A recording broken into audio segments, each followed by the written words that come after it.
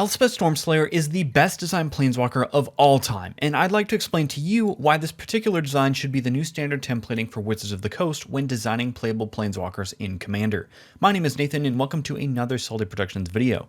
If you like this video, I'd appreciate hitting that like button, subscribing if you'd like to see more, and if you want to support me and my channel, check out my Patreon linked below. The biggest gripe against planeswalkers in Commander is that they're too easily removed due to 3 times as many incoming attack vectors compared to 1v1. This is why the best planeswalkers in Commander have historically had designs that either protect the planeswalkers with classics such as Elspeth Sun's Champion, Liliana Dreadhorde General, and Saheeli Sublime Artificer, or planeswalkers whose first activation is powerful enough to leave the caster satisfied with one use before dying, with some examples including Oko Thief of Crowns, the Eternal Wanderer, and Tezzeret the Seeker. This latter design can almost be thought of as a sorcery with upside if the planeswalker survives a turn cycle. There's also a third but less popular category of planeswalker that is played for its static ability, which either slowly accumulates value or shuts down the game plans of the opponents, such as Narset Potter of Veils, Ashiok Dreamrender, and Ugin the Ineffable. We can't talk about the value proposition of planeswalkers without also mentioning the costs of what we pay for that value.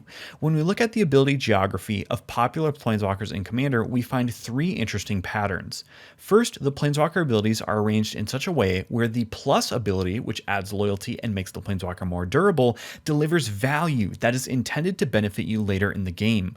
Some great examples would be Commodore Guff, which makes creature tokens that ramp, Teferi Master of Time, which provides an abundance of card selection, and Vraska Relic Seeker, which makes evasive creature tokens.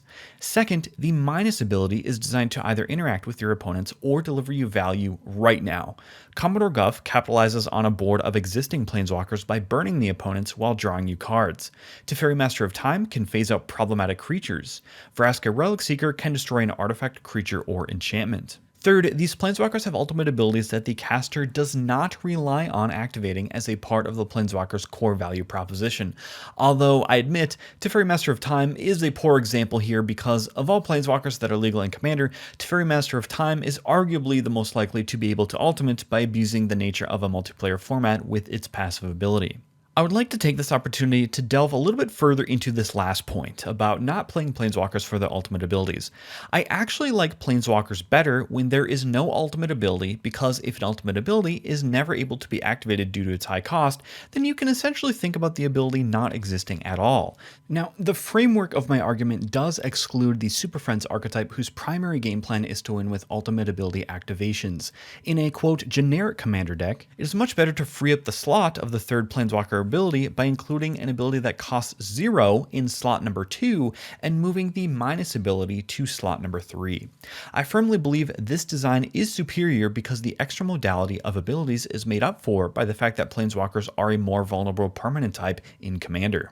So why is Elspeth Stormslayer the best designed planeswalker of all time? Elspeth fits into all 3 categories of reasons why a planeswalker is playable in Commander, while also fitting into a +0- templating. She has a kick-ass passive ability that you hope to untap with because it will accelerate your game plan. She has a plus ability that protects herself via token generation and whose multiple activations deliver value over time. She can capitalize on an existing board state with her 0 ability, which delivers value now at the cost of not increasing her loyalty.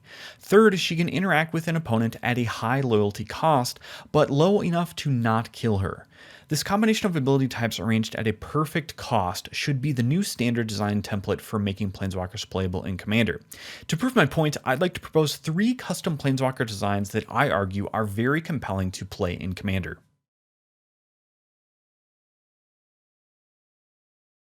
Sample Red Planeswalker is a 3-mana 5 loyalty planeswalker with a passive ability that gives creatures we control haste. We can +1 to create a 1/1 token with double strike to defend the planeswalker. We can 0 to buff a couple of creatures and give them evasion to get through blockers if we already have a board waiting to attack. Finally, we can interact with multiple small creatures by using X loyalty to spread X damage divided as we choose among X targets. In red, there are a multitude of effects that give your creatures haste at 3 mana with some slight amount of upside, so this Planeswalker is designed in such a way that we can almost think of it as a removal spell with a very short-lived passive that will probably be removed off the board much quicker than an equivalently costed enchantment like Fervor. It can also serve as a setup piece if we have yet to assemble an army of creatures. This flexibility is balanced by the fact that in Commander, there are thrice as many incoming attack vectors as 1v1. Sample Azorius Walker is a 4 mana 4 loyalty planeswalker with a passive ability that grants card selection when we make tokens. This naturally synergizes with both its +1 and 0 abilities. Its +1 ability creates both a weak creature body and a treasure token.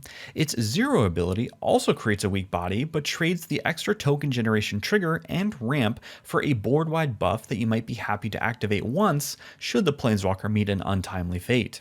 Finally, its -2 ability interacts with opponents and respects the color pie by essentially removing the 2 best creatures from combat for 2 turns that can technically be activated twice in a row, but will kill the walker.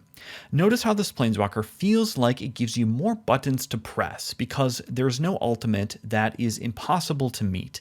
All 3 abilities feel useful on this walker, which is a necessity because it costs 4 mana, which is a reasonable investment in 2025 Commander, and it is a permanent type that can be attacked.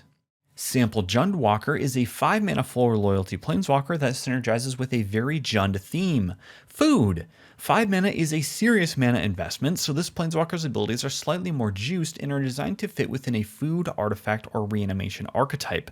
This planeswalker's passive ability makes foods whenever non-token creatures we control enter. Its +2 serves as a repeated reanimation effect that is limited to low-value creatures only and prevents sacrifice loops via the finality counter. Its 0 ability capitalizes on an existing board state by buffing our creatures based on half the number of artifacts we control rounded up. Finally, its interaction ability costs a whopping 3 of its starting 4 loyalty to force our opponents to sacrifice 2 non-token creatures. If this ability were to resolve to put this walker at 1 loyalty in the same turn that it's played, it's almost certain to die to an incoming attack and can therefore be thought of as a quote-unquote sorcery when this walker sits in your hand. These custom-designed planeswalkers represent the new templating that I think Wizards of the Coast should use if their goal is to make playable planeswalkers in Commander. They have a passive ability that delivers value over time, their plus ability defends them in some fashion, their middle ability costs 0 and capitalizes on an existing board state, and their minus ability is actually activatable the turn the planeswalker enters and interacts with the caster's opponents in some fashion. I truly think that R&D's original idea for Planeswalkers to be unique and game warping by including an ultimate ability has actually been a detriment to their playability in what is now the most popular format in Magic, and that WotC needs to pivot in their designs if they'd like for their iconic Planeswalker characters that are the centerpiece of Magic's lore to be appealing and memorable to players. What is the use of having Jace as the poster boy of Magic if he's unplayable in the most popular Magic format? It's time to think about Planeswalker ability costing differently and usher in a new era of Planeswalker design. Let me know what you all think of this new templating in the comments below and how you think Planeswalker design should change in the future. If you enjoyed the video, leave a like and subscribe if you want to see more. If you want to check out my other videos on Commander philosophy, those will be on screen now. Thank you for watching, friends, and hopefully we'll see you all in the next one.